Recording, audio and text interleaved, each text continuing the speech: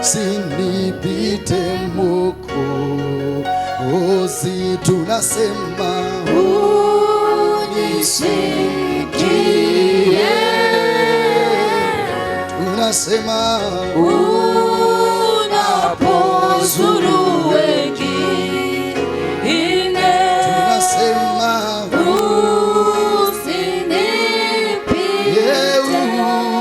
usinipite Mwokozi, tunasema unisikie, sote tunasema unapozuru wengine, tunasema usinipite, oh Yesu, tunasema Yesu, haleluya, unisikie, kanisa tunasema unapozuru wengine, sote Baba, usinipite, Yesu tunasema Yesu,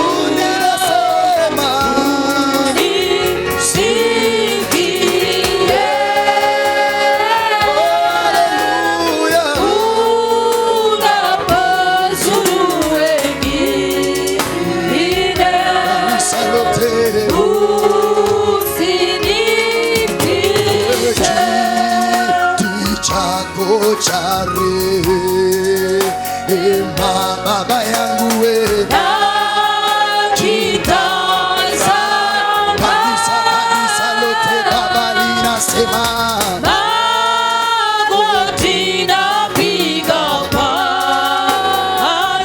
tunaomba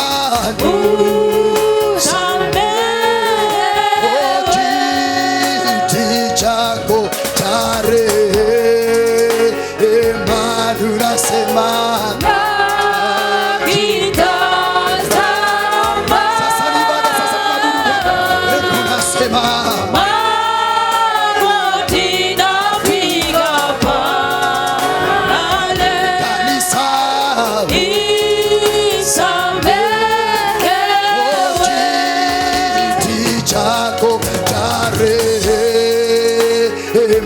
wazee wa mama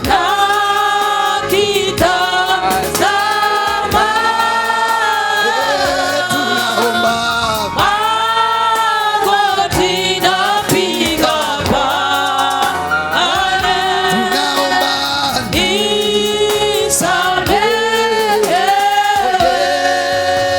Yesu, tunasema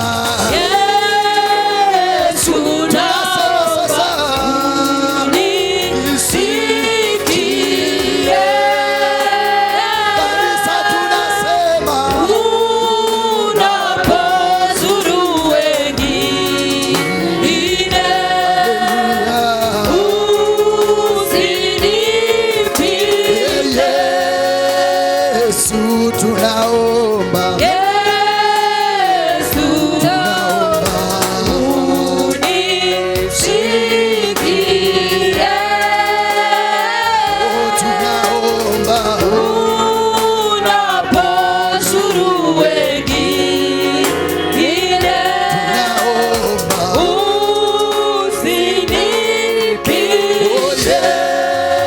Yesu, tunaomba Yesu, tunasema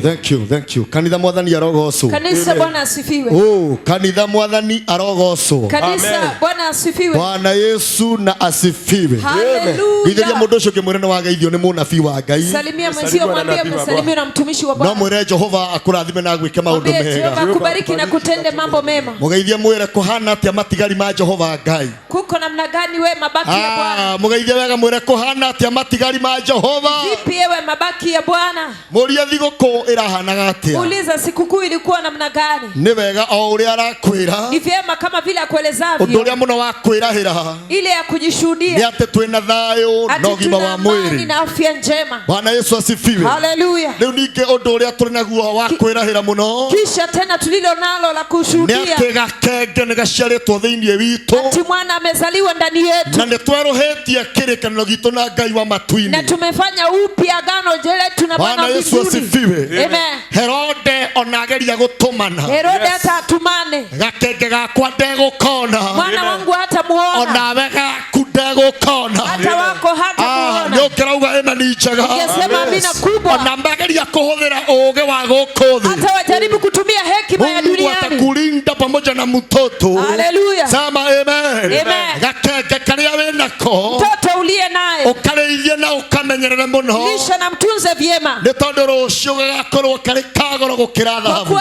Kwa kesho itakuwa na bei ghali sana. Ngoro yakwa nĩ njega. Moyo wangu ni mwema. Niĩ ndigwĩte na thigũkũ. Mimi sijaanguka na sikukuu. Nĩndũgamĩte na ngehanda na ngagĩa na hinya. Nimesimama na kuwa vizuri na nitakuwa na nguvu. Na uthamaki wa gũtũũra. Kiwa na tumaini la uzima. Na kiongo gitu kirauga kuanguka kwenye mtihani wa kutii.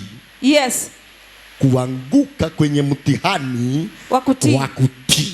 Sema amen. Amen. Basi chukua Biblia yako na Jehova atakutenda mambo mazuri. Amen. Kumbukumbu la Torati 28 mstari wa kwanza. Yes. Kumbukumbu la Torati mstari wa 28.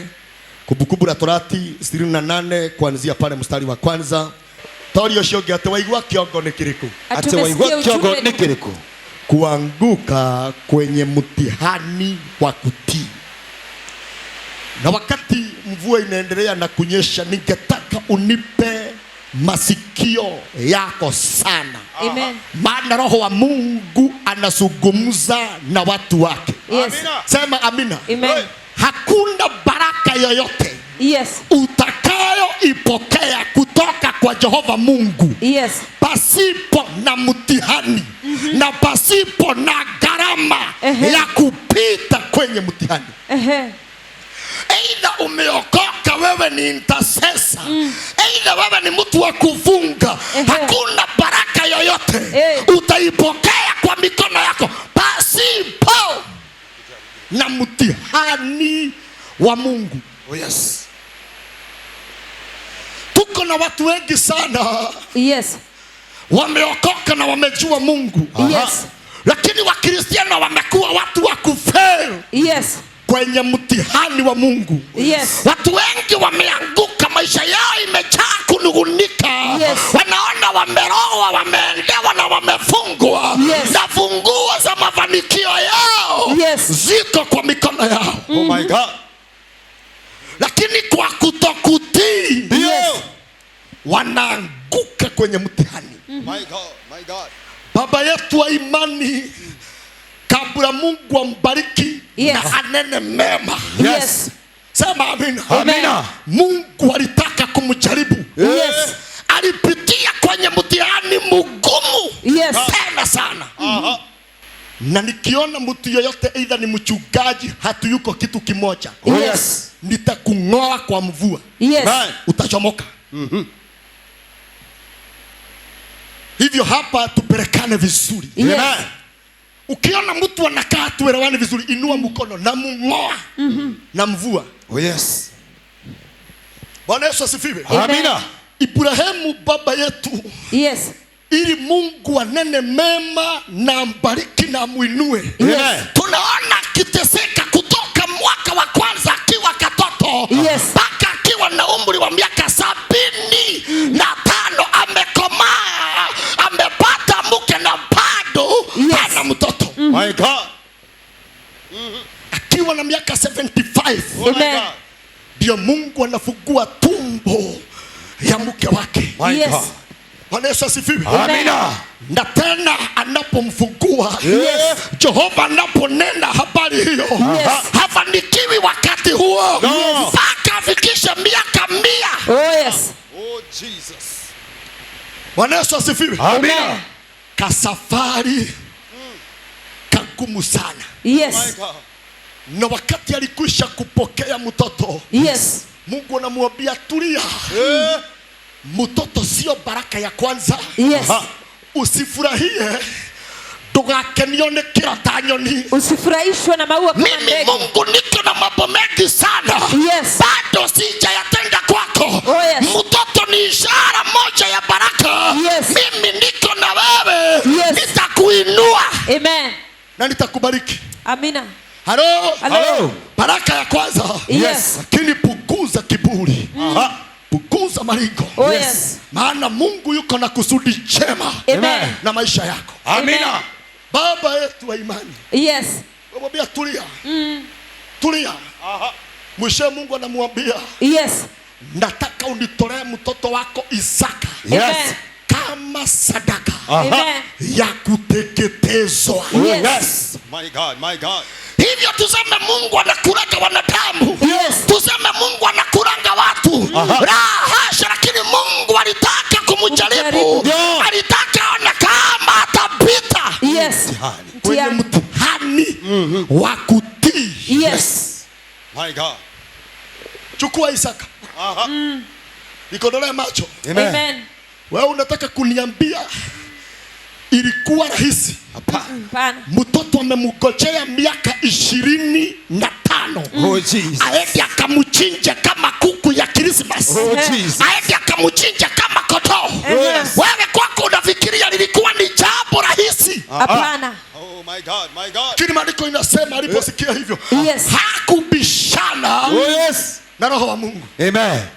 Hapo ndio watu wengi sana wamepotea. Yes. Wamekuwa vichwa gumu. Hapana, sikia Roho wa Mungu. Oh yes. Watu wengi wameokoka ndio, Yes. lakini hawana neema ya kutii. My God. Hata Mungu akiwatuma na akiwaelekeza. Yes. Tunaona Ibrahimu akichukua Isaka. Yes. Anakwenda kumteketeza, baba hana mchezo. Anakwenda kumchinja. Yes. Sema amen. Amen. Mungu anaambia malaika tulieni. Yes. Wacha tuone kama atatii. Yes. Malaika wa giza wanasema hapana. Hata kama Ibrahimu ameokoka, hawezi akatoa mtoto wa kipekee. Ufalme wa giza walikuwa wanachakia. Wanajaribu kutuma kiroho. Ibrahimu awe kichwa gumu. Walijaribu kufanya ibada na dhabihu ili Ibrahimu Akose kutii. akose kutii. Yes. Ufalme wa giza anasema kuna 25. Yes. Alafu akachinja mtoto hivyo kama ng'ombe. Sema amen. Amina. Lakini mwisho tunaona moyo Yes. wa Ibrahimu ukiwa mwepesi. My Amen. God. Sema amina. Amina. Anasema kama Ayubu, Yes. nilitoka hapa duniani, Yes. nilikuja hapa duniani mikono empty, na wakati wa kurejea kwa baba yangu nitarudi bure. Yes. Siwezi bishana na muumba wangu. Yes. Kwa kiumbe siwezi nikaelezea mahali kimetoka. Ibrahimu anatii. Amen. Oh my God. Anafanya nini? Anatii. Anatii. Yes.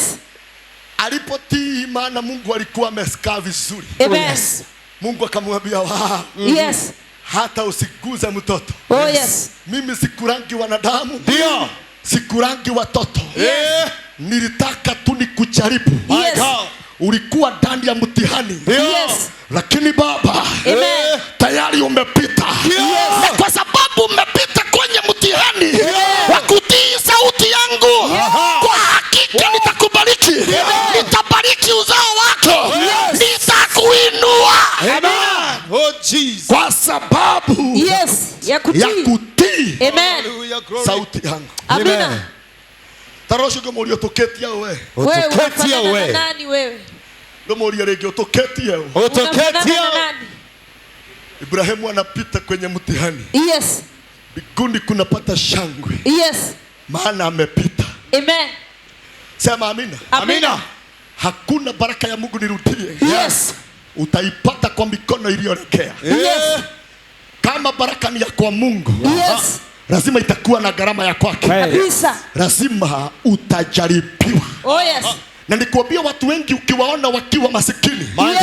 wakikuwa tajiri, watu wameinuka wako na mahali. Yes. Walijaribiwa kidogo na Roho wa Bwana. Oh yes. Lakini mioyo yao ikawa migumu. Kuna kitu Roho wa Bwana alinena kwao. Yes.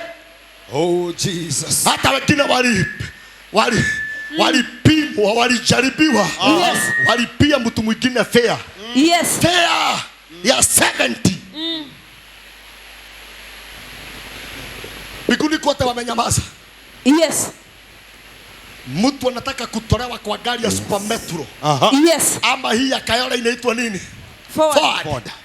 Kwa sababu hajafikisha pesa. Yes. Roho wa Mungu anakuambia si umuongezee. Tayari alinena kwako na ukasikia. Sio mapepo. Ni Roho wa Mungu ananena. Si umuongezee. Yes. Roho wa Mungu akarudia tena muongezee. Yes. Sema amina. Amina. Kumbe ni mtihani. Ulikuwa umewekwa mbele yako. Yes. Kama basi ukatii. Hiyo 72 uweze kumlipia. Labda maisha yako yakabadilika. Completely. Oh my God, my God, my God. Sikia. Unajua watu wengi wanafikiria wanajaribiwa na mtihani kubwa. Kama sasa bado Yes. watu wako kwa msimu Yes. wa Christmas. Roho Mungu anakuambia sasa. Yes. Habari ya yule mama nayo. Na yule mjane. Yes. Huyo mjane. Si useme tu akatiwe nyama kuota na nusu. Yes. Akakule na familia. Ulisikia vizuri. Yes. Ni Roho wa Mungu ananena kwako. Yes. Na Roho wa Mungu hakuchoka, karudia mara ya 3. Amen. Lakini ukapuuza.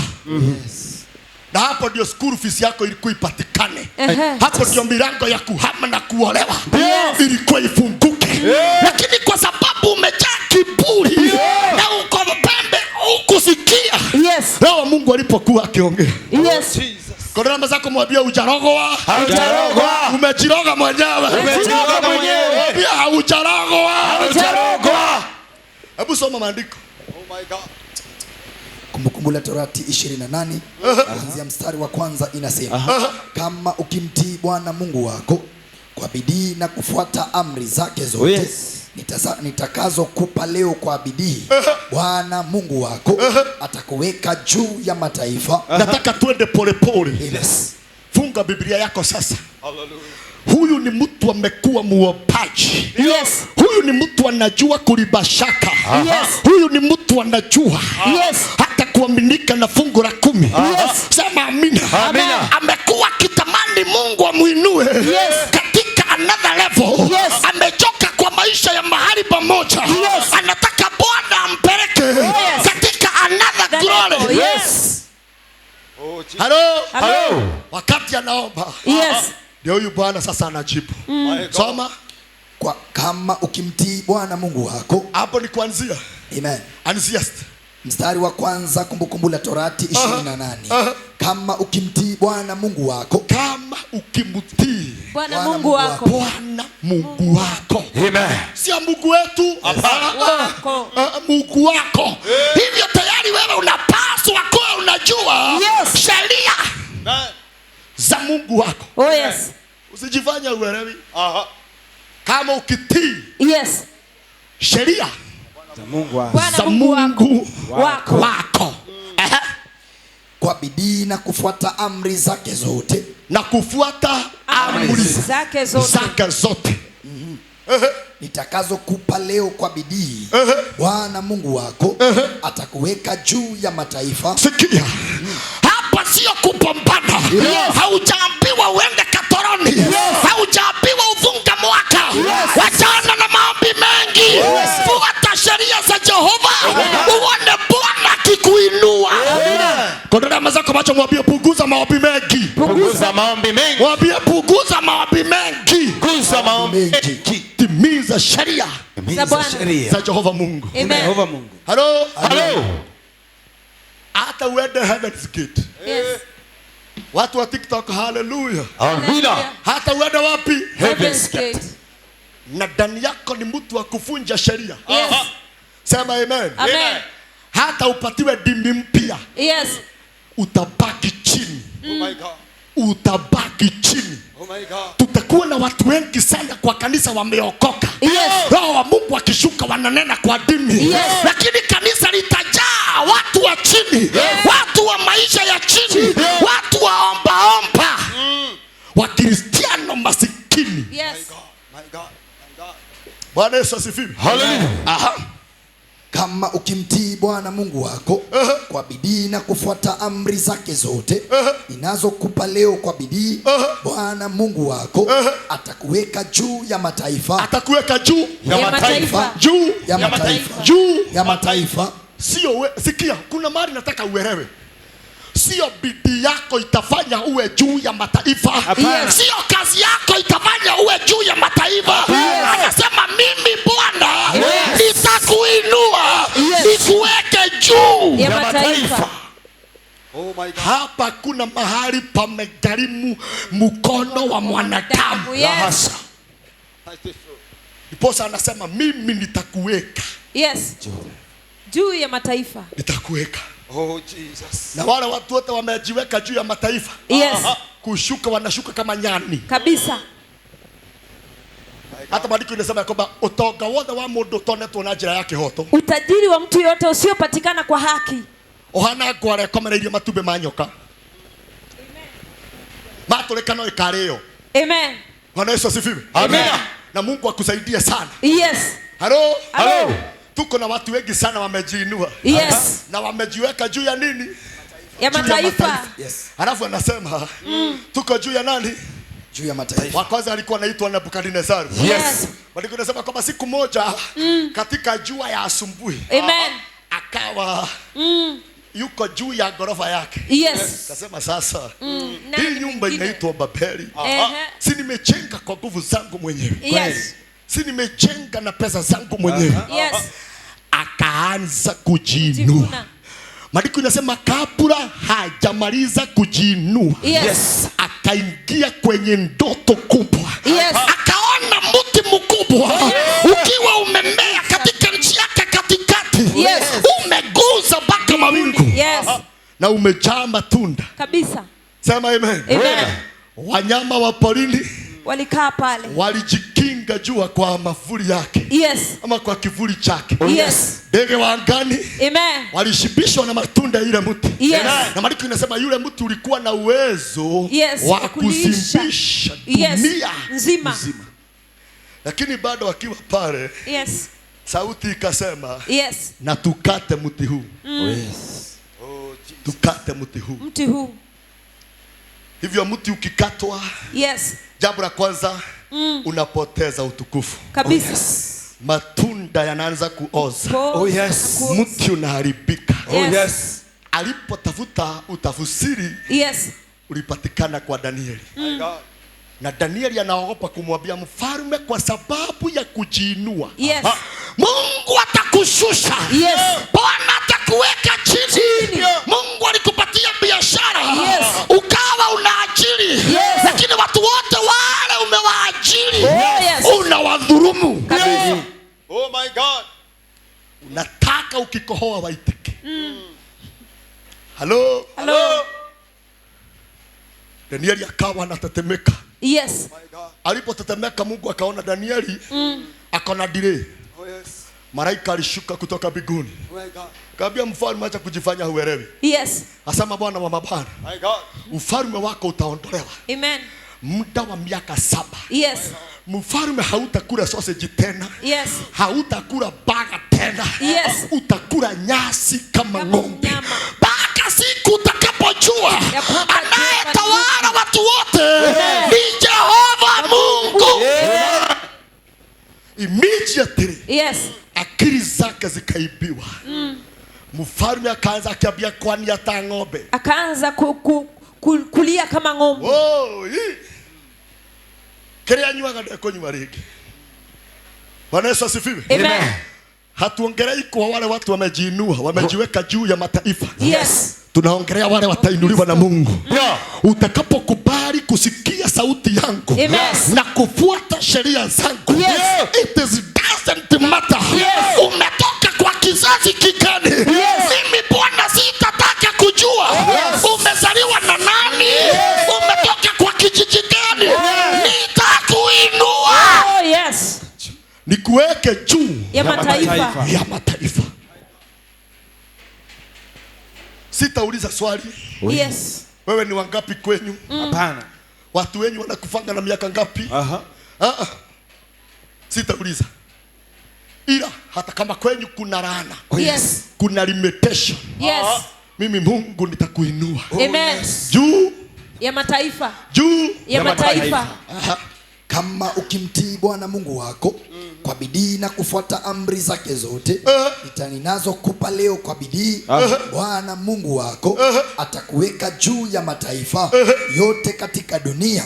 Mstari ni wa 2. Baraka hizi zote, baraka hizi zote, Amen, zitakuja juu yako na kukupata kama ukimtii Bwana Mungu wako. Mstari ni wa 3. Sikia. Utabarikiwa mjini. Sikia, nataka twende pole pole. Yani kutii tu na kufuata sheria za Mungu. Yes.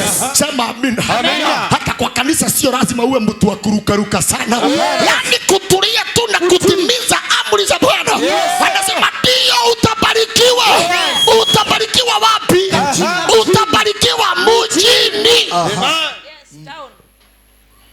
Halo, halo. Tagitheria mondo sio hata ulio mwere haleluya, habari ya mtu wa mjini. Hallelujah. Mwambie Bwana Yesu asifiwe, mtu wa mjini. Bwana asifiwe, mtu wa mjini. Sema amen. Amen. Utabarikiwa wapi? Mjini. Utabarikiwa wapi? Mjini. Na wewe sasa hivi uko wapi? Mjini. Uko mjini. Yes. Na watu wale wako mjini, yes, maisha yao yote ni kunungunika, yamejaa mateso, yamejaa kelele. Akianzia kitu kinakuama, hakuna baraka ya mjini. My God, my God. Kile Hakuna. utabarikiwa mjini na mashambani. na nini? Na mashambani. Mashambani ni wapi? Ushago. Turadhima ni Yesu. Amen. Halo, Halo. Ogetela kendo gere towaigithia. Umekuja na uwekezaji. Tukikufuata kinyuma nyuma, Yes. tuone umeingia gari gani. Ukifika kwenyu, ukishuka tushuke. Yes. Huko masambani umebarikiwa. Umebarikiwa. Hiyo familia inakaa baraka. Bwana Yesu asifiwe. Amen. Ama hata wakati huu wa Christmas, Yes. mlikuwa mnafinyana 6 kwa kitanda moja. Maana kwenye huwezi peleka maringo. Mattress kama inalala chini inawekwa chini. Inawekwa chini kwa vumbi. Tukikutokea huko mashambani kuna kaa baraka. Kwa nini mifereji yako yote ya baraka imefungwa? Bwana Yesu asifiwe. Amen. Laiti watu wote wangeelewa kile Roho wa Mungu ananena. Yes. Sasa angalia mjini mambo imekauka. Yes. Mashambani mambo imekauka. Yes. Tazama mambo imekauka. Oh Jesus. Kwa sababu hakuna Yes. kutimiza makana ya Mungu. Yes. Aha. Utabarikiwa uzao wa tumbo lako. Sikia. Yes. Kodole mwenzako macho mtazame. Muulize uzao umebarikiwa. Uzao umebarikiwa. Ndio ulieleke umebarikiwa. Ama sasa hivi bado una complain. Unalipa pesa nyingi kwa shule. Yes. Na watoto hakuna kitu wanashika. Oh Jesus. Pesa yako nyingi inapotelea kwa madawa. Na baraka ya Mungu haina uchungu wala machozi. Sema amina. Hapa nasema basi uzao wa tumbo yako. Yes. Hata ukizaa watoto 100, yes, watu wasikuambie umezaa sana. Maana uzao wa tumbo yako umebarikiwa. Lakini sasa mnapima, mnaweka mpaka breki ya lori. Yes. Kasipita uongezee. Sema amen. Amina. Baka wa mama wakienda hospitali kupanga uzazi. Yes. Anaangalia daktari asiwe amevuta bangi. Takahegestani ya madhani. Yes. Breki kinyetwo ciothe. Breki zimekanyagwa zote. Kidogo. Wacha achelewe na wageni wake na siku mbili. Anakonda. Stress. Anakonda. Siku ya tatu hakuli. Yes. Hakuli. Anashindwa hasa la. Kimeumia. Na mkono wako hetanete. Labda kumeharibika. Sasa hapa anaangalia mume wake vibaya. Vibaya. Lolo ndaku ila kabika hivi. Wewe. Sema amen. Amina. Kwa nini? Maana hata tule tuwili tutatu. Yes, ni shida kulea. Shida. Lakini hapa maandiko inasema ndipo mtakaponisikia, utakapotii amri yangu, hata ukiwa na watoto wanane uzao wote umebarikiwa. Hallelujah. Halo. Uzao Wote umebarikiwa. Amen. Wakiwa wakubwa, huyo ni engineer, huyo Yes. ni pilot, huyo ni daktari, huyo ni nini? Amen. Sema amen. Amen. Maana uzao wa tumbo Umebarikiwa. umebarikiwa. Yes. Sema amen. Amina. Na wale sio waaminifu kwa Mungu, na wale wamefunja sheria za Mungu, na wale hawatii sheria ya Mungu, ataishi kunugunika. Sema amen. Ugacokanĩrĩria mbeca, Unaweka pesa pamoja, ugatwara thukuru, unapeleka shuleni, ukana tarĩ ng'ombe ĩngĩ watindĩka ĩthiĩ gathome. unakaa ni kana kwamba umesukuma ng'ombe mwingine akasome. Ti mwana wena thĩna, Si mtoto wako na shida. Hapana. ni uzao ambao haujabarikiwa. Uzao Ambao hujabarikiwa. na kwa nini uzao haujabarikiwa? Soma.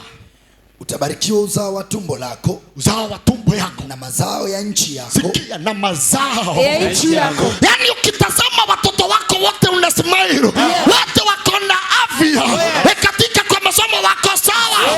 Yani ukiwatazama ninyoshoke mwere Ngai mutheri. Hallelujah. Halo. Hakuna kana kohoa. Hakuna kale katafanya usilale vizuri kwa sababu ya joto. Tuote tuko sawa. Yes. Tuko salama. Tuko sawa. Kuna katoto kana kusumbua. Kuna katoto unaweza ukapatia na historia yake useme ya kwa kalinisumbua. Hapana. Maana uzao wa tumbo umebarikiwa. Umebarikiwa. Hizi ni zile baraka Mungu anaweka automatically. Yes. Hizi ni automatic. Amen. Ukifanya hivi nafanya hivi. Ukitimiza hii nakupatia hii. Ukifanya hivi nakupea hii. Yes. Ukitimiza hii nakuinua.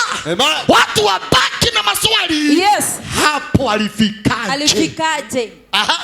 Na wanyama wako wachanga wa kufugwa. Rudia hapo nyuma kidogo. Inasema mstari ni wa 4. Utabarikiwa uzao wa tumbo lako, na mazao ya nchi yako. Mazao ya nchi yako. Ya nchi yako. Na wanyama wako. Na wanyama wako wachanga wa kufugwa. Wachanga wa kufugwa. Yani ndama. Yani ndama. Na makundi yako ya ng'ombe. Sasa sikia. Yes.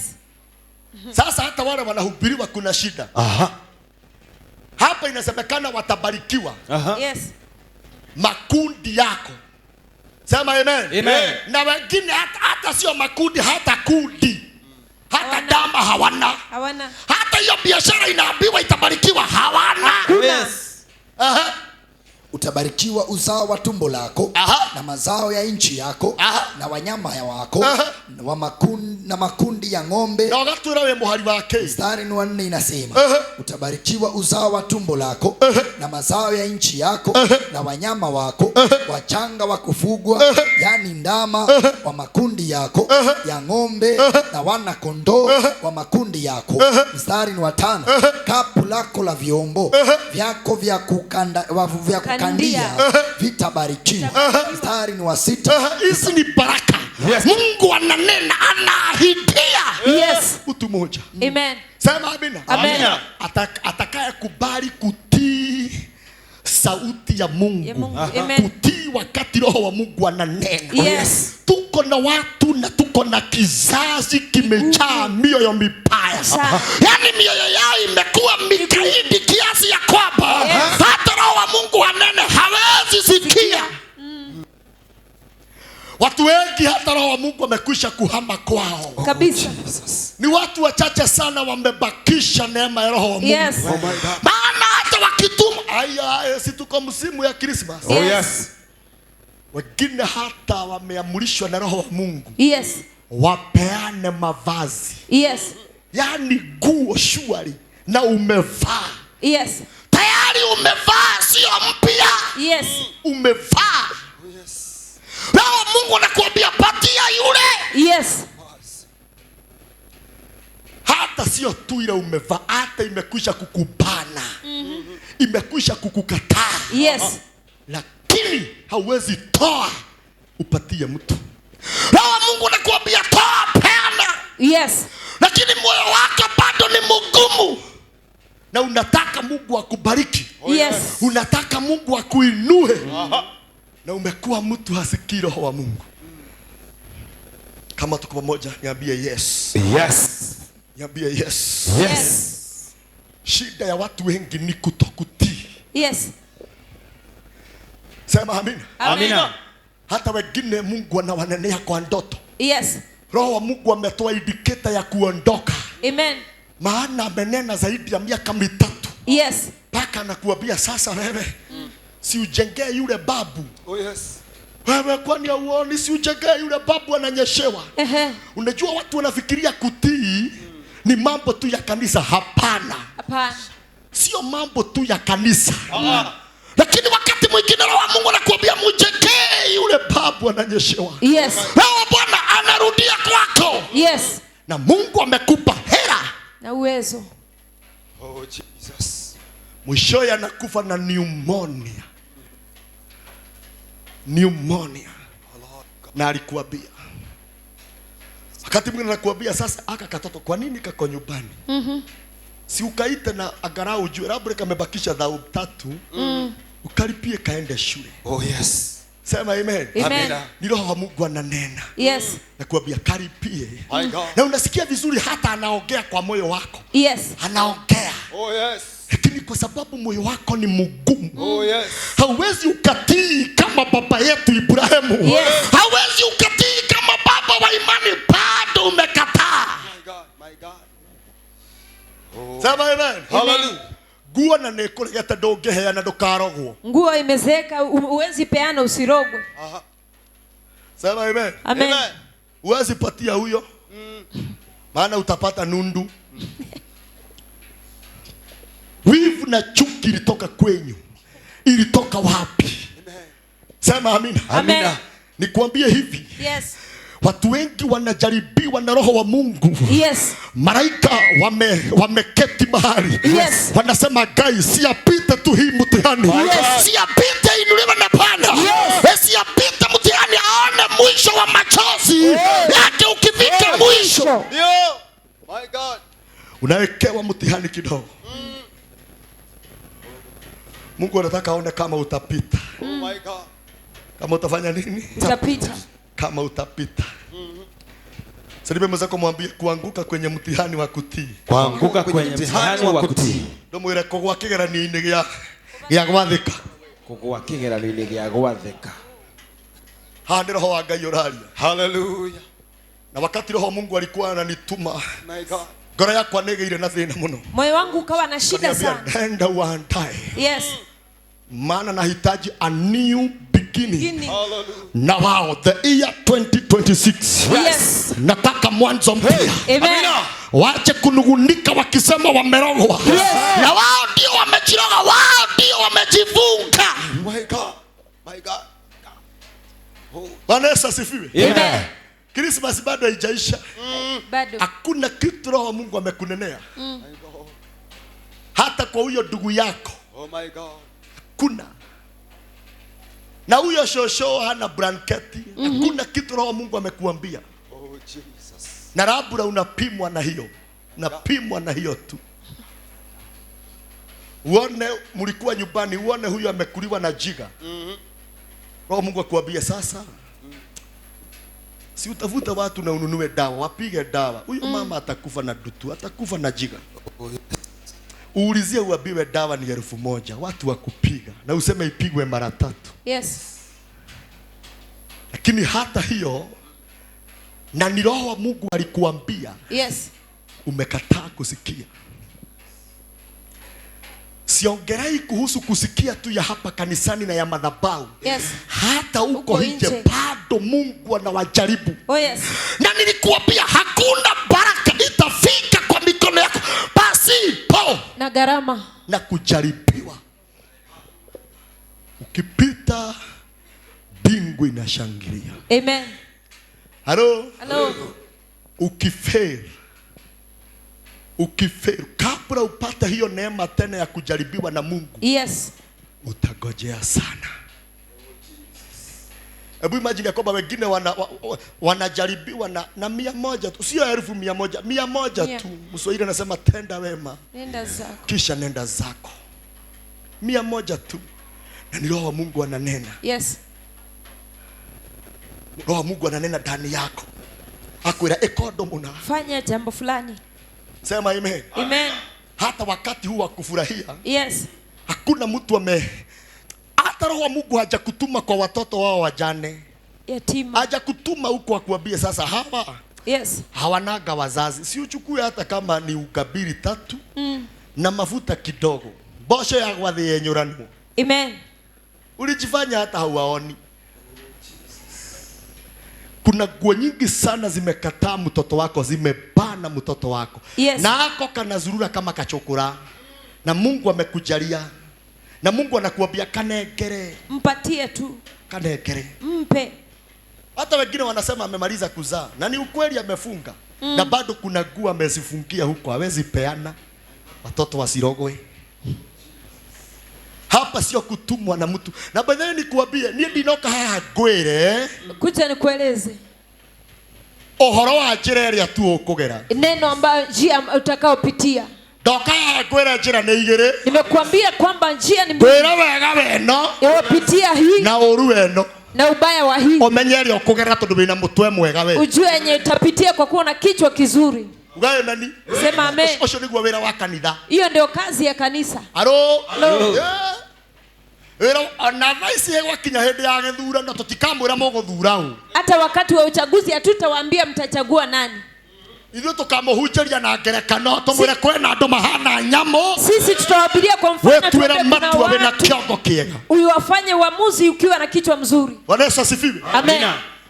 Wengine wako hapa na wananitazama, hata wengine wako pale kwa TikTok. Roho wa Mungu amekwisha kuondoka kwao. Yes. Maana waliota ndoto zaidi ya 4. Yes. Lakini hawakutii kulingana na mapenzi ya Roho wa Bwana. Sasa Roho wa Mungu anasema sawa, acha tuondoke. Acha niende. Wengi wamebakisha ndoto za matohoho. Yes. Roho wa kweli wa Mungu aliondoka. Bwana Yesu asifiwe. Amen. Funguo za maisha yako ziko kwa mikono yako. Yes. Kama vile anasema kwa kitabu ya Malakai. Yes. Ya kwamba mtakapokuwa waaminifu na fungu la 10, yes, nitawabariki na nifungue milango na madirisha, niwabariki mkose kwa kuweka. Lakini mtakapokula fungu la 10 mumelaaniwa pamoja na uzao wenu. Mtakula na hamtashiba, mtavaa hamtasikia joto. Ni Mungu. Sasa tarorosho gemuridi uko na mtu mwega we. Ndomuhere, uko na mtu mwega. Sasa hapo unapaswa kuchagua unataka gani? Halo? Kama unataka kubarikiwa na Mungu, na Mungu akemee wadudu wote waharibifu, unaaminika na fungu la 10. Amen. Lakini kama unataka kuiba wimbo, yes, wa mashida na mahangaiko, kula fungu la 10. Jifanye pop. Kula wewe mwenyewe. One kwa kubea ile siara mahatha. Uone papanya watazana mapata. Alafu yenda zile unapaka laini hapa. Kwa kukwena ngoma sio ti ngoma. Lipo fungu la 10. Uone hizo kukuni na mente zimekataa dawa zikitii. Yes. Halo? Halo. Unajua hii jiri, unajua ni vizuri tuseme ukweli. Yes. Niyo na wagorera rithoguo. Kukwirama. Ninakuambia ukweli. Hata ukipanga laini hapa Wednesday. Yes. Uniambie vile uko na mashida mengi. Na wewe ni mwizi wa pesa ya Mungu. Utakuwa unaroga panya. Wanaongezeka. Zinakuwa ni kama umezipatia nini? Vitamin. Appetite. Zinanona kama za kuchinjwa. Bwana Yesu asifiwe. Amen. Ni Mungu anasema. Si kama leo tayari umefika kwa nyumba ya Mungu. Yes. Maana unajua sheria. Yes. Sheria ya muthenya wake. Siku ya Sabato. Muthenya wa Sabato. Idodome John. Mstari wa 5 inasema, kapu lako la vyombo vyako na vya kukandia vitabarikiwa. Mstari ni wa 6, utabarikiwa ili wasisahau. Rudi mstari wa kwanza na wa pili. Mstari wa kwanza, Kumbukumbu la Torati 28. Kama ukimtii Bwana Mungu wako. Sasa sikia. Amen. Mungu amesema atakubariki na atakuinua. Yes. Lakini ameweka condition. Ameweka. Unataka nikubariki na nikuinue, lakini yes, ameweka mipaka. Amen. Ameweka mtihani. Yes. Nikubariki, uzao wako uongezeke. Yes. Timiza hii kwanza. Sio kurukaruka na maombi mengi. Timiza hii. Yes. Upatane na hizo baraka. Amen. Rudia mstari wa kwanza na wa pili. Kama ukimtii Bwana Mungu wako kwa bidii na kufuata amri zake zote. Kumtii Mungu wako na sio kumtii kwa fugufugu, umtii kwa bidii. Ambia mzako kwa bidii. Kwa bidii. Sio kukuja tu kwa kanisa, ukuje kwa bidii. Yes. Masaa inayofaa. Halo. Unajua wengi wanafikiria hata wanaikigethia thaa 4. Ati nikienda hata saa 4. Thaa 5. Saa 5. Nethiete githomo. Nimeenda katika ibada. Nagoza guthocoke mwire okira. Ukijiambia okira. Sema amen. Amen. Hebu nikwambie hivi John. Yes. Unajua kuna mtu yuko hapa. Amen. Yes. Na mwingine ananitazama. Yes. Na anapaswa kuwa bari sana. Yes. Ila Roho wa Mungu alimjaribu tu. Yes. Kwa mtihani moja. Akawa wakati nabii. Yes. Na baba anatangaza. Yes. Huu mwaka mwingine kuanzia saa 2 ndio ibada inaanzia. Na geukania thabetie mato make uguo matiari na thina. Akija alisafisha masikio yake, haikuwa na shida. Akasikia ibada ni saa ngapi? Saa 2. Saa ngapi? Saa 2. Bas. Na anakujaga saa 3 saa 4. Torio shogi uthiaga kwao. Ndomoria uthiaga kwao. Sema amina. Nakumbuka iko mtu. Yes. Alitaka Mungu ampe promotion. Yes. Maana alifanya kazi miaka 6 bila kuongezewa mshahara. Yes. Roho Mungu aliponena na mimi akaniambia kwamba nimwambie basi. Yes. Ajiita mkutano. Yes. Sema amen. Amen. Kwa muda wa miezi 3. Yes. Sema amen. Amen. Muda wa miezi 3. Mwezi mara 2 awe anaenda kuona wajane na yatima. Yes. Anagawana mshahara. Oh yes. Ili amepata. Amen.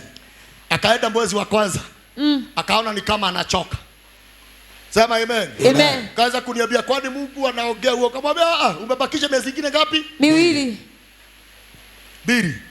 Akaenda mwezi mwingine. Yes. Kaona mshahara yangu yote nalipa nyumba hii nyingine yote. Apelekea wajane. Kaniambia sasa si hata Mungu aniajeshe matunda. Nikamwambia bado. Miezi ngapi? 3. Miezi 3.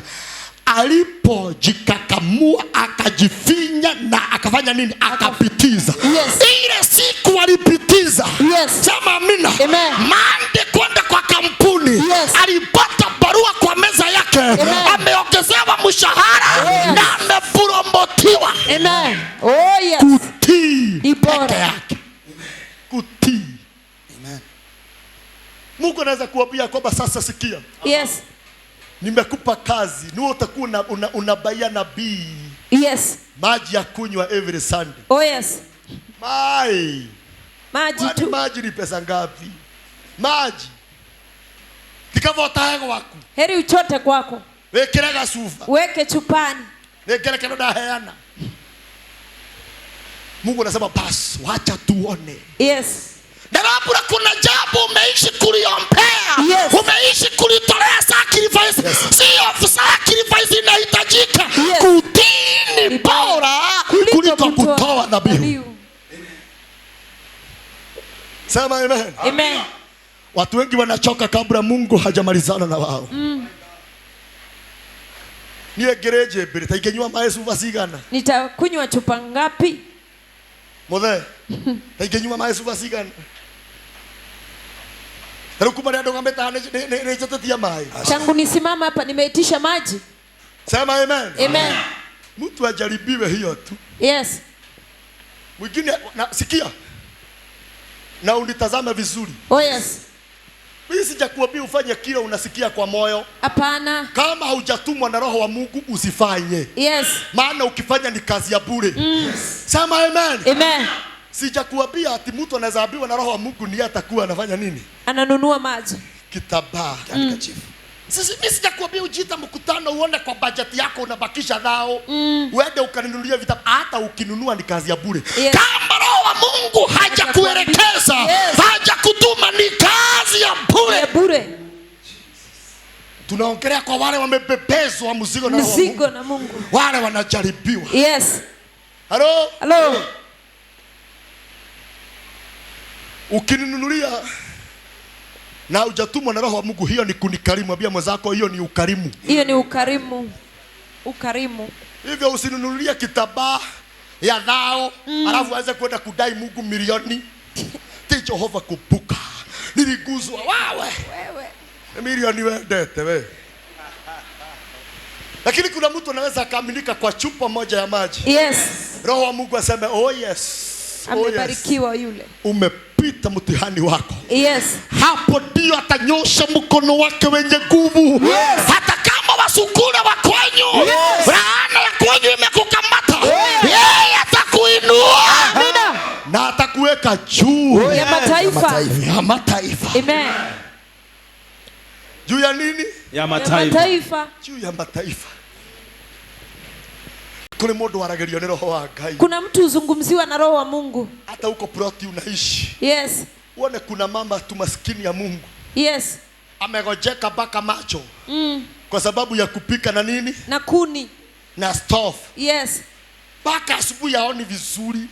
Roho Mungu anakuambia kwa basi hata kama tokea kakarakuo. Koko. Roho Mungu anakuambia si ununue koko. Siweke shosh koko tu. Roho Mungu amenena mara ya kwanza. Ugawe meni. Sema amen. Na wewe na ukeigue. Wewe utasikia kweli. Ya pili. Bado umekausha moyo. Kaja mukau tu shosho atike guthuka maitho. Shosho waache kuharibika macho. Hello? Hello. Na labda ukinunua iko mwingine atapewa mzigo na Mungu. Yes. Mungu amwambie sasa nunua mafuta. Siweke shosho mafuta. Yes. Na yeye atakapotii. Yes. Milango ya neema na baraka itafunguka kwa kabila kulazimisha. Yes. Twende mstari wa pili. Inasema mstari wa pili, baraka hizi zote zitakuja juu yako na kukupata kama ukimtii. Sikia, hata ameweka kama. Hizi baraka zote unapoziombea, unapofunga na kuzitamani utazipata. Amen. Kama utatii Mungu. Ukimtii Bwana Mungu wako. Mstari ni wa 3. Utabarikiwa mjini na utabarikiwa mashambani. Mstari wa 7 inasema Bwana atasababisha adui wainukao dhidi yako. Sikia, ni Mungu mwenyewe anasema. Abudo soma mstari wa 6. 6 inasema hakuna mahali Mungu amesema ati wewe mwenyewe ndio utapigana vita. Hapana. Sema amen. Amen. Hivyo maombi mengi unaomba ya usiku. Yes. Na kama hautimizi maagano ni kazi ya bure. Yes. Kisema aiskata. Nimeng'oa kichwa. Nimeng'oa hiyo boni maru. Kuna watu wanang'oa mpaka boni maru zote. Nafunja. Sema amen. Amen. Lakini kama agati tu hiyo ingekuwa ni kazi ya Mungu ya kudiri na maadui zetu. Maadui. Soma mstari wa 6 John. Kumbukumbu la Torati 28 mstari ni wa 6. Utabarikiwa wingi hapo na ubarikiwe utokapo. Kama utakubali kufanya nini? Kumtii Mungu. Utabariki ufanya nini? Unapoingia, unapoingia na unapotoka. Sema amen. Amen. Hivyo kila asubuhi ukienda kwenye biashara zako, lazima utaona mkono wa Mungu. Na ukirudi jioni, bado katika mdomo wako kumejaa nyimbo za sifa. Za sifa. Za shukrani. Kama ukitii. Kama ukimtii Mungu. Kama ukimtii Mungu. Utabarikiwa wingi hapo na utabarikiwa utokapo. Mstari ni wa 7. Bwana atasababisha adui wainukao dhidi yako. Bwana atasababisha maadui wainukao dhidi yako. Maadui waganga na wachawi wanaoinuka yako, maadui wanaopanga kuharibu maisha yako, Bwana atasababisha washindwe mbele yako. Washindwe mbele yako. Hakuna mahali umeambiwa uende Katoroni. Ukitimiza tu amri, ulionaga haya. Ndio huyu. Gani ugoire? Ulianguka. Ndogoire tena wataanguka mbele yako. Oh yes. Hapo ndio utaona kwamba wote wale wanapanga kuisha kwako, wanaisha Mungu anawaanika. Amen. Wale wanapanga vile utafutwa kazi. Yes. Manager anaropokwa bila kujua. Anasema na kama vile niliambiwa ya kwamba na Waboi ati huyu ni yeye alifanya. Yes. Ilikuwa ni siri lakini Mungu amesababisha. Umenya ginyorio kureaga. Juu hata ule anakukulaga. Na ule guthiagira. Na mwenye anakuendea. Bwana Yesu asifiwe. Amen. Akoto hamwe jora guoko guojera hallelujah. Hallelujah. Jora guoko igoro wega ojera hallelujah. Inua mkono useme hallelujah. Koigua mathani nawe kama hingia nigukirite magai mothe naguo wendani ugakira igongona nacio theigatio cira wa Ngai ndugatigire na ndukamakio hinya wa thĩ ndukareke Ngai tabu koigua mathani nawe ukamaringia igukirite magai mothe naguo wendani ugakira igongona nacio thĩ igatoria cira wa Ngai ciothe nĩ igatoria cira wa Ngai. Kesi ya Mungu. Oh, hallelujah. Hallelujah. Aha. Mstari wa 7 inasema, Bwana atasababisha adui wainukao dhidi yako kushindwa mbele yako. Watakujia kwa njia moja, lakini watakimbia mbele yako kwa njia. Watakuja kwa njia moja, watapanga kukuroga na njia moja. Hallelujah. Lakini Bwana atawatawanyisha kwa njia 7. Njia 7. Yes. Kama ukitii. Sema amen. Amina. Lakini sio uwe hautii, alafu wewe ndio unaongoza Mungu. Baka unahubiria Mungu, ni wewe ulisema watakuja na njia moja, lakini wewe Mungu utawatawanyisha na njia 7. Bwana fanya kazi yako. What? Unamkumbusha kazi ukifanya Yako. naye atafanya kazi yake. Kama tuko pamoja sema amen. Amen. Aha. Mstari wa 8 inasema, Bwana ataagiza baraka juu ya ghala zako na juu ya kila kitu utakachogusa kwa mikono yako. Bwana Mungu wako atakubariki katika nchi anayokupa. Atakubariki Katika nchi anayokupa. Sasa hata kama hana, Mungu anasema hiyo nchi nitakupatia, nitakubariki. Hata kama hauna ploti, ile ploti nitakupatia, nitaibariki. Hata kama hauna ndoa, ile ndoa nitakubariki. Oh, hallelujah.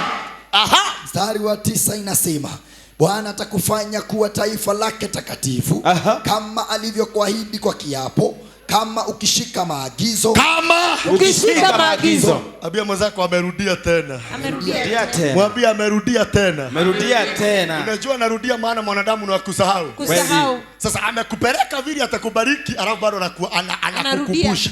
Hebu soma hapo, ametukumbusha. Inasema mstari wa 9, Bwana atakufanya kuwa taifa lake takatifu. Atakufanya kuwa taifa lake takatifu. Kama alivyokuahidi. Kama alivyokuahidi kwa kiapo. Kama ukishika maagizo. Kama ukishika, lakini kama hautashika, utakuwa mkembe tupu. Halo? No. Hapo ndio utaona hata hii mwaka ingine bado utabagaini gari. Bado utabagaini matatu. Sema amen. Amen. Hebu nikwambie. Yes. Hadara. Nitazame. Ule omothe ni mweri 20. Leo ni tarehe 28. 28. Yes. Muthenya wa mweri 28 wewe urajirorera ri. Wewe unayenitazama. Itakuwa na tofauti gani na tarehe 3 Januari? Nikumaanisha tarehe 3 Januari itakuwa na masaa 73. Hapa. Ni nini itabadilika? Hakuna. Hata tumbo haitabadilika. Ndiageria kuga atiriri. Najaribu kusema Mwaka nducenjagia ni mundu ucenjagia. mtu ndio ubadilika, mwaka haubadiliki. Mieri nducenjagia ni mundu Miezi ucenjagia. haibadiliki. Usipokata. Yes. Utageta mshemanio wa mwene. Usipojiita mkutano wewe mwenyewe. Na ugene kusajia nitabadilisha mambo. Yes. Na huu mwaka mwingine nitaitwa aliyebarikiwa. Amen. Oh yes. Hakuna siku itapambazuka kuliko ingine. Hakuna siku itaingia giza kuliko ingine. Niyo hiyo. Saa ni ile tu. In fact ya kwamba wewe ũrakorwo ukimenya thaa ndio yo na tuwe mwaka ũngĩ. Kamũtegarathi okay. Unazunguka tu. Pero shoke wewe niwe ũracenjia. Wewe ndio unabadilika. Ti mwaka wa gũcenjia. Si mwaka ubadilike. Halo? Na kama hautabadilika. Yes. Hapo ndio utaona ya kwamba unasema wacha nitembee kidogo. Yes. Ile fare niko nayo itoshe pale nitapadia gari. Sema amen. Amen. Hapo ndio utaona unatoka Nairobi mpaka Jogoo Road mguu. Sema amen. Amina. Ukiwa umechoka utigetie 40 niguo reka uguo. Bakisha 40 ndio unasimamisha gari. No nginya we gari neyo magoro marakia tasio tu. Miguu inawaka kama kitu kingine. Kaligori ukavaingia haroro kore mwe magoro. Eri tu ningeshuka mguu. Ndakinya ngotha ithubu ikombe cigana. Nikifika nikunywe supu vikombe viwili. Kasi ya miongerereke. Kasi ya miongezeke. Usipobadilisha mambo. Yes. Kuna kitu kinabadilika. Ugaimeni. Sema amen. Isi thiko itikamenya ni mwaka mweru. Hii kuta itajua ni mwaka mpya. Hapana. No nginya we mwene witikire gucenjia. Lazima wewe kwanza ukubali kubadilika Na gutwarana na mahinda. na kwenda nyakati. Thoma ringi. Mstari wa 9 inasema Bwana atakufanya kuwa taifa lake takatifu kama alivyokuahidi kwa kiapo, kama ukishika maagizo ya Bwana Mungu wako na kwenda katika njia zake. Mstari ni wa 10. Kisha mataifa yote ya dunia wataona kuwa unaitwa kwa jina la Bwana na watakuogopa. Mataifa ndio wale watu wanapigana na wewe. Yes. Wapinzani wako. Taona huyu tumejaribu vile anaweza akakuwa marakini imezidikana. Yes. Tumejaribu kuchukua gua yake, picha yake tupeleke kwa muganga.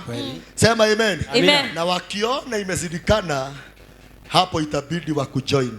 Yes. Sema amina. Amen. Siku ya 31st. Yes. Wale watakuja wakiwa rada vizuri. Amen. Kuna nguvu haijawahi shuka hapa itashuka. Amina. Yes.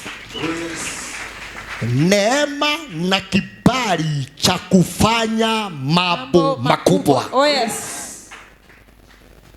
Neema na kibali cha kufanya mambo makubwa. Hivyo wale wote tunavuka na wao mwaka. Yes. Hawatafanya mambo yaliyojaa ukawaida tena. Amen. Hallelujah. Oh yes. Yale mambo yote tutayafanya, tutayatenda. Yes. Salima mwenzako mwambie ni extra. Ni extra. Amen. Sema amen. Amina. Hivyo Mungu akusaidie na ufike kwa mapema. Oh yes. Ili ukapokee neema Mapema. na kibali cha kufanya Extraordinary. yes, mambo makubwa. Amen. Sema amen. Amen. Aha. Mstari wa 11.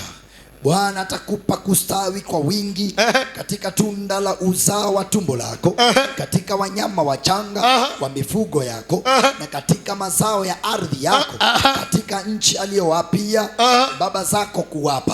12 inasema Bwana atafungua mbingu ghala zake za baraka, kukupa mvua kwa majira yake, na kubariki kazi zako zote za mikono yako.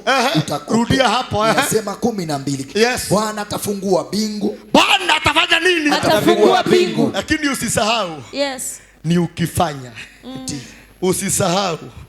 Sema amen. Amen. Ukifanya yaliyo mapenzi yake, anasema atafungua mbingu. Amen. Sema amen. Amen. Huu mwaka mwingine tunaingia, mbingu zizifunguke kwa maombi. Hapana. Maana faith without action Is dead. aha Inasema pale 12, Bwana atafungua mbingu, ghala zake za baraka, gara zake za baraka, kukupa mvua kwa majira yake, kukupa mvua kwa majira yake. Aha. na kubariki kazi zako zote. Unajua kuna kitu moja watu hawajui. Yes. Sio mvua yote inatoka mbinguni. Na sio mvua yote inatoka kwa Mungu. Yes. Na sio mvua yote ya baraka. Sema amen. Amen. Kama vile sasa watu wengi hawakujua. Yes. Watu wengi walisherekea tu kuzaliwa kwa Bwana Yesu. Oh yes. Lakini hawakujua hii tarehe tunasherekea kuzaliwa kwa Yesu. Yes. Huwa wanazaliwa Yesu wawili. Kuna mwana wa Mungu. Yes. Na kuna Yesu mwingine. Sasa Yes. bila kutofautisha, Yes. watapata wameinamia Miungu. yule Yesu mwingine. Hivyo sio mvua yote inatoka kwa Mungu. Aha. Bwana Kile ungethomo kia hindingi. Baada ya siku nyingine. Bwana atafungua mbingu, ghala zake za baraka, kukupa mvua kwa majira yake. Kwa majira yake. Sikia, hata Mungu anasema nitakupa mvua kwa majira yake. Wakati mimea inahitaji mvua, Yes. nitaiachilia kwa majira yake. Lakini iko kimvua kingine unaweza pata ya kwamba wakati tu mimea imekuwa vizuri, Yes. kimvua kinakuja tu kia Kuharibu. kuharibu, kufanya sasa hata watu wasikule. Na watu makugate ni Ngai waheanire na Ngai weka atia. Ati ni Mungu alipeana na Mungu amechukua. Na kubariki kazi zako zote. Kubariki kazi Zako zote. Sasa mwenye anaambiwa atakapokubali kutii, hata barikiwa na kazi moja. Hapana. Tazama unotherie wega. Inasema na kubariki kazi zako zote. Sikia, hajasema kazi yako, kazi Kazi zako. zote. Maana ni kazi nyingi. Yes. Kampuni nyingi. Za mikono yako. Za mikono Yako. Utakopesha. Sikia. Tokerio ciongi. Ura tu hawa ni arathutherwo ni mbura. Amsha mwenzio. Tamukerie. Muamushe. Unajua kuna watu wanasemaga kwamba wakati kunanyesha, Yes. weka undu kangi goka goguo. Kuna jambo lingine linakuja hivyo. Gakunanga mahindi. Sema amen. Aha. Utakopesha mataifa. Utafanya nini? Utakopesha mataifa. Nataka ujitahidi sana. Yes. The year 2026. Yes. Usiwe mtu wa kukopa. Yes. Uwe mtu wa kukopea watu. Amen. Maana Bwana atakuinua. Atabariki biashara zako. Yes. Atapanua mambo yako. Oh yes. Kama utakubali kusikia Amen. na kujaribiwa na kupita kwa mtihani. Aha. Utakopesha mataifa mengi, lakini hutakopa kwa yeyote. 13 inasema Bwana atakufanya kichwa wala si mkia. Mkia. Atakufanya nini? Kichwa. Hata watoto wako atakufanya nini? Vichwa. Hata kwa kazi yako atakufanya nini? Kichwa. Wala sio nini? Mkia. Sio mkia. Kama utazingatia Na watu maagizo. wengi wale wako kwa Mungu ni kichwa ama ni mkia? Kama togo wale kiatono ni itina umanani icio. Si umanau. Kuna ndo maiga muno goko mkia. Kama utazingatia maagizo ya Bwana. Kama utafanya nini? Utazingatia. Ambia mwenzako amerudia tena. Amerudia tena. Mwambie amerudia tena. Amerudia tena. Amerudia tena. Yeah. Kama utakubali kusikia maagizo Ya Bwana. ya Jehova Mungu. Rudia. Inasema 13. Aha. Bwana atakufanya kichwa wala si mkia, kama utazingatia maagizo ya Bwana. Kama Utazingatia maagizo ya Bwana. ya Bwana. Yeah. Aha. Mungu wako. Mungu wako. Inayokupa siku hii ya leo. Inakufuata kwa bidii. Daima utakuwa juu. Sasa hebu nitazame. Hapo tumeenda safari mzuri ya baraka, kupanuka, kuongezeka, kuchukuliwa, kukopania, sijui nini. Hebu tuende mstari wa 14. Usikia wale watu vichwa ngumu vile atawafanya. Kumbukumbu la Torati 28:14 inasema usihalifu amri zangu. Usifanye nini? Usihalifu. Usihalifu. Aha. Usikatae amri zangu. Zozote ninazokupa leo. Zozote ninazokupa leo. Kwa kwenda kuume au kushoto. Kwa kufuata miungu mingine na kuitumikia. 15. Sikia. Hata hivyo. Kama hutamtii Bwana. Sikia, kama hautamtii Bwana Mungu wako. Bwana Mungu wako na kuzishika kwa bidii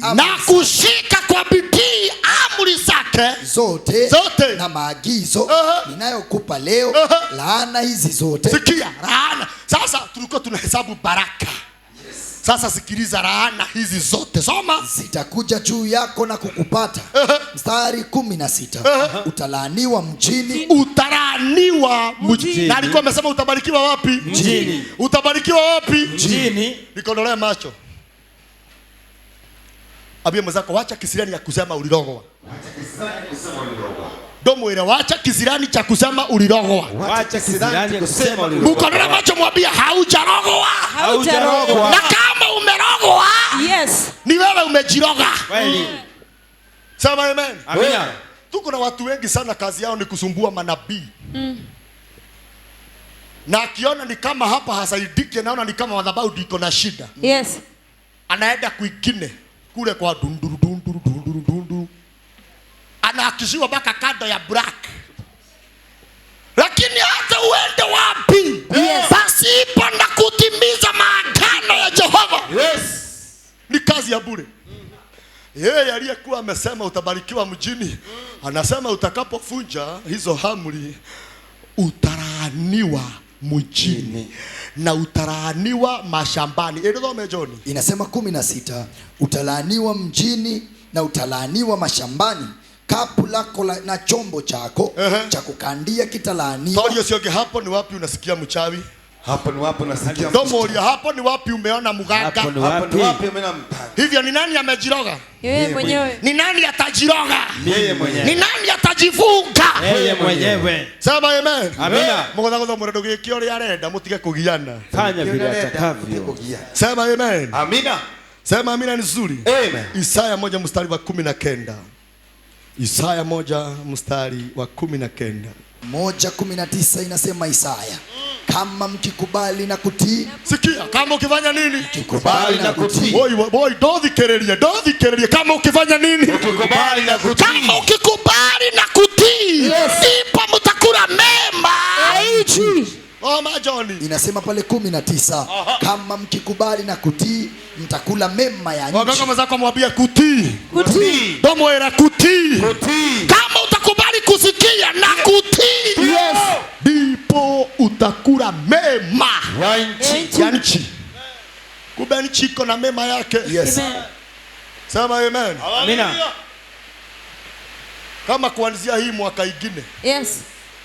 mimi nataka mtu wote anaitwa na mshirika wangu. Ukikuja kwa ibada ukuje na kitabu ya note. Yes. Kitabu ya nini? Ya note. Mraigwa Jesse. Na kama sio hivyo, mimi ndio nitanunua na ngakwenderia ngiri. Ndakuuzia Wage kugura. kose kununua. Sema amen. Amen. Udahena wiki sigana? Mepeana wiki ngapi? Moja. Kaheana wiki igiri. Saade ya kere ya Januari. Wiki ya pili ya Januari. Na ndio Ngai akohekerigana no akohe ngiri ile yokane. Ni vyema Mungu akuwezeshe hata hiyo 1000 ulete uniletee. Ndinauga guo. Ndauga oyo aheo kiriganiro gya kugura. Upatiwe hali ya kusahau kununua. Na uheo ngiri. Na upatiwe 1000. Ere ogeka atia? Yenye utanunua notebook hapa. Sema amen. Amina. Na Ngai andeithie. Na Mungu anisaidie. Na hakuhio mieri ere kana 3. Katika miezi 2 ama 3. Nindethiaga notice yo through. Nitaenda hizo notebook through. Ngakora wandikite mathogonjo. Nipate umeandika vitu vibaya. Tugakuhe ibada tugakwira cokera kirunjo kira twekire atia? Tunakukamata na tunakuambia rudia yale mahubiri tulihubiriwa. Au neho kaigwa andu makiuga hapa kwa mkesha ulihubiri. Joka akatwe mkia. Joka akatwe mkia. Tuthie John. 19 inasema, kama mkikubali na kutii mtakula mema ya nchi. Takula mema ya nchi. Kumbe nchi kona mema yake. Yes. Kumbe nchi kona mafanikio yake. Yes. Sema amina. Amen. Na diposa maandiko inasema ndipo nitanyang'anya watu wa mataifa utajiri na mali yao na nitakupa wewe. Amen. Nitawanyang'anya hazina. Amen. na nitakupa wewe. Aha. Lakini kama mkikataa na kuasi, kama mkikataa na kuasi, mtaangamizwa kwa upanga. Kwa upanga. Omerage koyo hau Isaya. Ifuku-inĩ rĩa mũnabii Isaia 1:19 mũngĩtĩkĩra kũnjigua na kũnjathĩkĩra nĩ mũrĩrĩaga indo iria njega mũno cia bũrũri. 20. Sema amen. Amen. Mimi kuna mahali nasikia tu Mungu akiniambia nirudie. Yes. Hapa kwa wale watu wako ndani ya ndoa, metikire kuwathikira athuri. Wakubali kutii waume zao. Sema amen. Amen. Nigetha Ngai acere na onekane thĩinĩ wa mĩciĩ. Ndiposa Mungu aonekane katika ndoa zao. Tũrathimwo nĩ Ngai. Amen. Wĩra wa athuri, kazi ya waume. Halo. Halo. Na hakuna kiumbe kiko na shida na kupenda. Yes. Kama wanaume. Iposa kazi ya mwanaume kwa ndoa. Yes. Ni kupenda mke wake. Mke wake. Kupenda mke wake. Maana Mungu alijua hauni hali dhina. Hapo alijua pana shida. Hivyo utakapoona kuna kiumbe cha mwanamke na mwanadada. Yes. Kinapenda mwanaume kwa sababu ya gari na kwa sababu ya pesa. Huyo sio mwanamke, hiyo ni jini. Hiyo ni pepo, hiyo ni demon. Mwanamke hapaswi kukupenda kwa sababu ya reason zake tu. Anakwenda ni tondo wondo muna. Anakupenda kwa jambo fulani. Nikitama kigari chako akinasikia kuanguka. Hiyo ni pepo. Shindwe. Akikupenda, wewe. Baada mwanamke hapaswi kupenda. Yes. Anapaswa akipenda tu naona suma na sikira na igere chwe. Eno wanyitana. Amina. Tando gotire suma etareria emethegethaga. Amen. Amen. Gotire suma etareria metinagia. Hakuna chuma isio na ile inakata. Wewe ni jaga. Sema amen.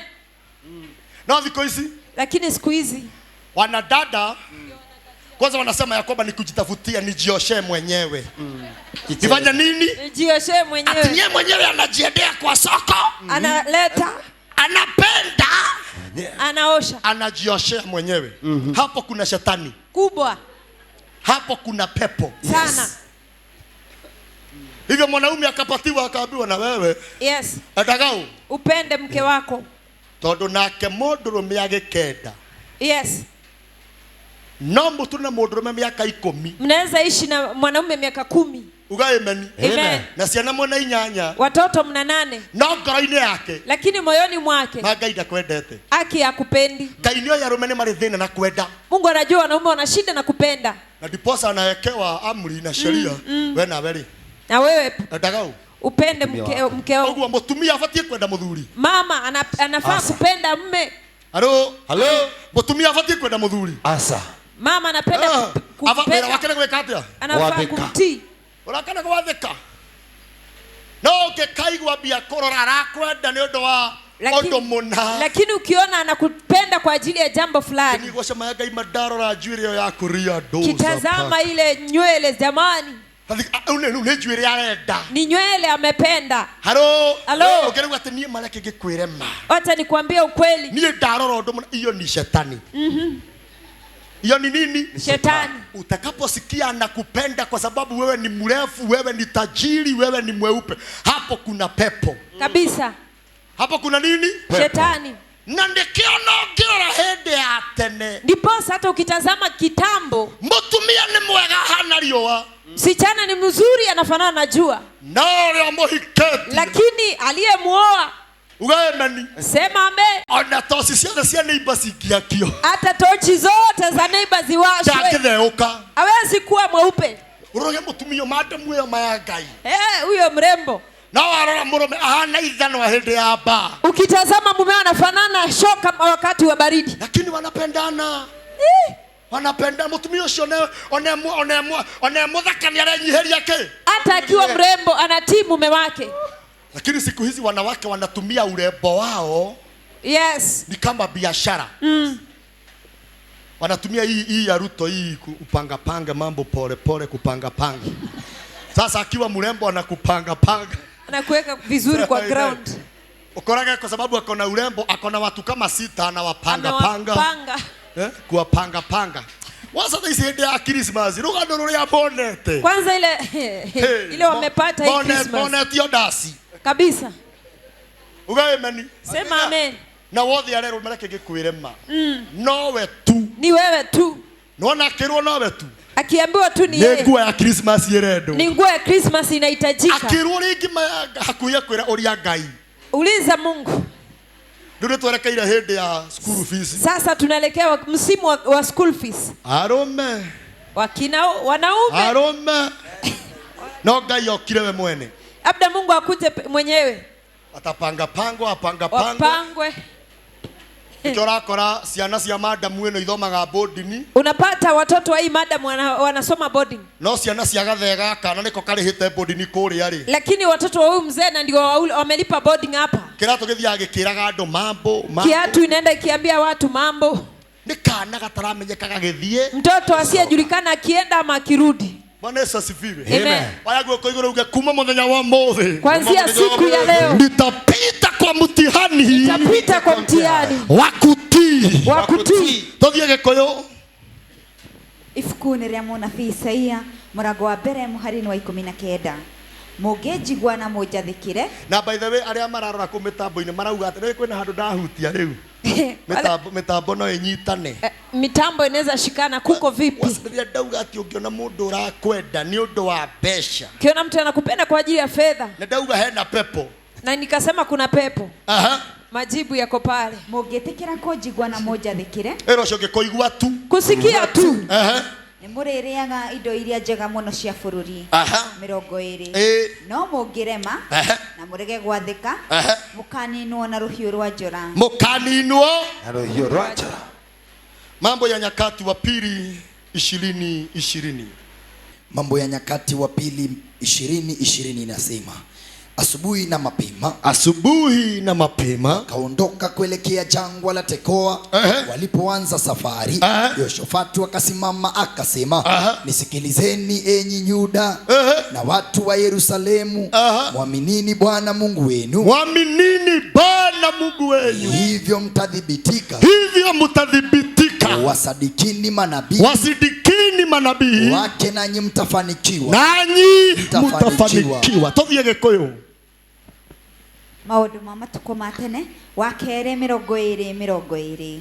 Rũcinĩ tene mũno makiuma merekeire werũ wa Tekoa, na rĩrĩa mambĩrĩirie kuuma-rĩ, Jehoshafatu akĩrũgama akiuga atĩrĩ, tathikĩrĩriai inyuĩ andũ a Juda ona andũ a Jerusalemu, ĩtĩkiai Jehova Ngai wanyu na nĩekũmũtirĩrĩra. Ĩtĩkiai anabii ake na inyuĩ nĩmũkũgacĩra, nĩmũgũtũra muoyo. Athĩkĩrai anabii. Mukatii manabii. Sema amen. Amen. Gerekia. Nikimalizia. Watu wengi shida yao iko pale kwa kutokutii. Yes. Ndiposa hapa inasema mtakaposikiliza manabii wa Mungu. Amen. Ndipo mtakapoishi, mtafanikiwa, mtang'aa. Yes. Mtakapokubali kusikiliza manabii wake. Bwana Yesu asifiwe. Amina. Ni ombi langu na kuombea katika wakati Mungu anakujaribu. Yes. Na ukumbuke nimesema ya kwamba sio lazima ujaribiwe. Kwa jaribu kubwa. Maana maandiko inasema ati niende Jehova Ngai. Kiwe Jehova Mungu. Sitawahi wajaribu. Yes. Na jaribu ambao nyinyi hamuliwezi. Oguo Ngai ageragia mundu wothe na otorea. Mungu anajaribu na jambo lile angĩohota. Ile analoweza. Sema amen. Amen. Tuweka mundu wa kuigua Ngai. Kuwa mtu wa kusikia Mungu. Tuweka mundu wa guthikĩrĩria Ngai. Kuwa mtu wa kusikia Mungu. Tuweka mundu wa guthikĩrĩria roho wa Ngai. Kusikiza roho wa Mungu. Sema amen. Amen. Ibrahimu alipokubali kutii. Yes. Maisha yake yakabadilika na yakang'aa na yakawa ya baraka. Yes. Nikimaliza bado nirudia, hakuna baraka ya Mungu utakapoipata pasipo na kujaribiwa. Na ukifero kwenye majaribu ya Mungu, kabla hiyo neema uione tena, utakaa sana. Sema amen. Amen. Mwingine tu anakuja Yes. akiwa mgonjwa sana, kile nitamtuma hata yeye mwenyewe anashindwa sasa hichi ni cha nini? Lakini atakapotii, Yes. atafute atakapo immediately anapona. Alete. Na Elisha akamwambia nenda katika Yes. mto Yordani Mara saba. Usiombe, usifunge na usitoe sadaka. Tii. Yes. Na alipokuwa anakataa, watumishi wakamwambia baba, ukiambiwa ufanye mambo makubwa si ungefanya? Yes. Kwani nabii amekuambia uwe watu mara tu 7? Anasema hapana, kuko na chura. Anaambiwa tii sauti ya nabii. Amen. Hapo ndio utaona kubadilika. Amen. Nabii alisema mara ngapi? Mara 7. Motija wakati nabii alisema mara ngapi? Mara 7. Ya 7 alipona. Yes. Ni sadaka yake ilimponya? La hasha. Ni sacrifice alitoa? La hasha. Ni maombi mengi? La hasha. Aliobewa na watumishi wake? Hapana. Aliobewa na nabii? La hasha. Lakini kwa sababu ya kutii, Yes. alipita. Jaribu lilikuwa tu ni kutii. Yes. Mtihani ilikuwa ni kutii. Amen. Alipotii mara ya 7, Yes. mwili wake ukabadilika. Yes. Akapona. Aliponywa kwa kutii kwake. Oh yes. Hebu tazama mikono yako. Tazama mikono yako vizuri. Hebu ona mafanikio yote kwenye mikono yako. Ile ploti unayoitamani itazame hapo. Yes. Hiyo gari mnono unatamani kuiendesha iko kwa mikono yako. Oh yes. Tazama sasa. Hizo pesa nyingi unazitamani. Yes. Ziko kwenye mikono yako. Hiyo mikono yako imebarikiwa. Amen. Kuanzia leo, toka kwa kiwango cha chini. Yes. Toka kwa kiwango cha kujidharau. Sema amina. Amen. Tawengo zangu zake zuri ugo maita matatu. Ebu Sema tugonge. Mimi. Sio wa mambo madogo. Si wa mambo madogo. Sema mimi. Mimi. Sio wa mambo madhaifu. Si wa mambo madhaifu. Chigonga ukisema mimi. Mimi. Sio ya mambo yaliyoharibika. Si wa mambo yaliyoharibika. Sema mimi. Mimi. Ni wa mambo makubwa. Ni wa mambo makubwa. Na hiyo ikatimie. Amen. Kwa jina la Jehova Mungu. Amen. Sema amen. Amina. Galatia. Nikimaliza. Unaona hata sasa hivi. Yes.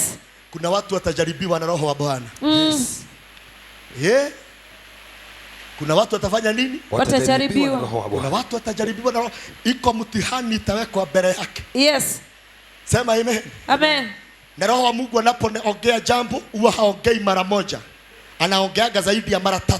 Yes. Napata lile jambo limekuja kwa akili zako sana. Yes. Sana. Kila wakati hiyo jambo linakusumbua, ni roho wa Mungu ananena. Yes. Na ikizidi sana, Yes. anakufuata kwenye usiku ukiwa umelala. Amen. Anakupa ndoto. Oh yes. Sema amina. Amen. Na kuna watu roho wa Mungu anawapenda. Yes. Tashianasi yake hii gada.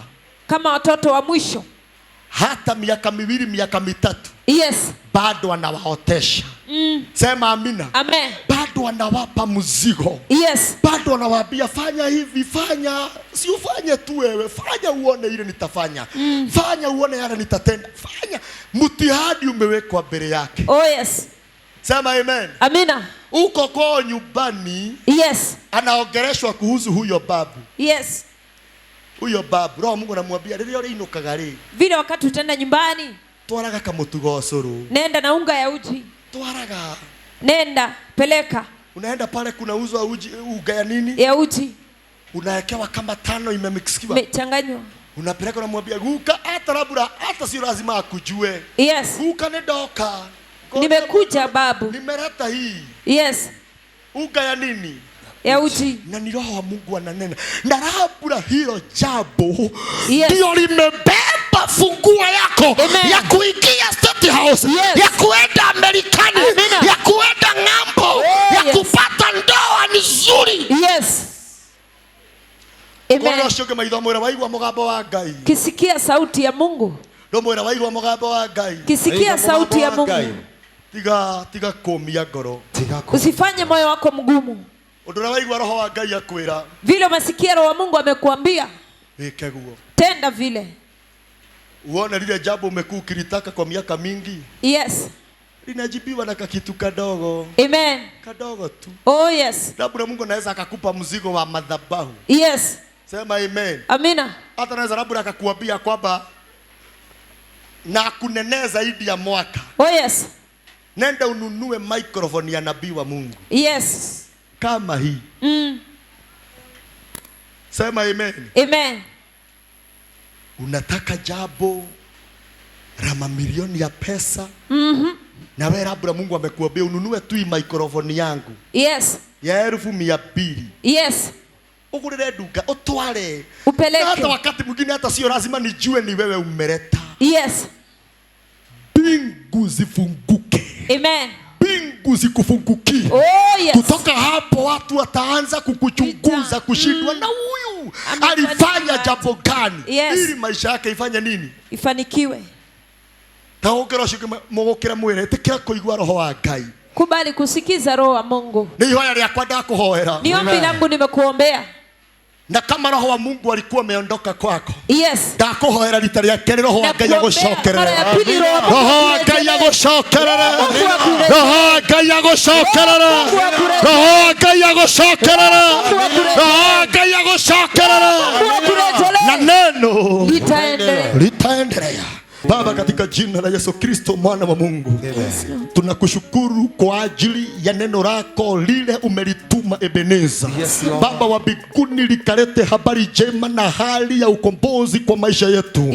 Baba wa mbinguni, na utusamehe, maana wakati mwingi tumekuwa watu hawana roho ya kutii. Tumekataa na tumekosa kutii kwa Roho wako Mtakatifu. Bwana, tunaomba utusamehe na neema na kibali ikaturejee tena.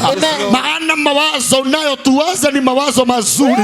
Tusaidie kuzifuata amri zako Ebeneza, ili tukaweze kuzipokea baraka zako, ila sio na mwana wa Mungu. Tusaidie na utuwezeshe sawa sawa na neno lako. Lifuatilie neno lako, ukalidhibitishe, maana ni la kweli. Kwa jina la Baba na la Mwana na Roho Mtakatifu, tupe neema na kibali cha kupita kwenye mitihani yote. Kwa jina la Yesu. Sema amina nzuri. Amina. Pigia neno la Bwana makofi mazuri. Salimia mwenzako, mwambie usianguke tena. Usianguke tena. Msalimie, mwambie usianguke tena. Usianguke tena. Kwa sababu najua kwamba unatamani kuzipokea hizo baraka. Yes. Etikira kuigwa maathani na etikira kuhingia. Kubali kusikia na kutimiza. Uone hinya na utugi wa Ngai. Uone na nguvu na baraka za Mungu. Sema amina nzuri. Amina.